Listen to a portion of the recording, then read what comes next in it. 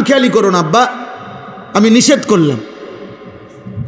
পাথর হয়ে যায়ও না, পাথর এমন দুর্ভাগা হয়েও না যে কলিজার মধ্যে আল্লাহর কথা ঢোকেই না, কোনোভাবেই আল্লাহর ভয় আসে না। আরে নাফরমান পাথর কলিজা, আল্লাহ তাআলা বলেন এমন পাথর কলিজা নাফরমান, তোরে দিয়ে আমি জাহান্নামের আগুন জ্বালাবো। কোরআনুল কারীমে আল্লাহ বলেন তোকে দিয়ে জাহান্নামের আগুন জ্বালায় দেব। ওয়ালাকাদ যারানা লিজাহান্নাম কাসীরাম মিনাল জিন্নি ওয়াল ইনস।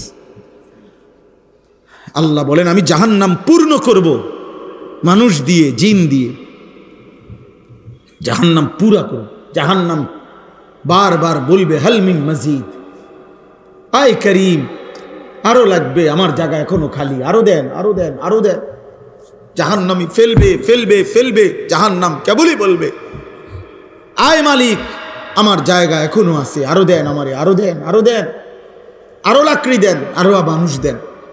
শেষ পর্যন্ত হাদিসের মধ্যে আছে মহান আল্লাহ পাক রব্বুল আলামিন তার কুদরতি পা দিয়ে জাহান্নামের বুকে পা দিবেন, তখন জাহান্নাম স্থির হয়ে যাবে।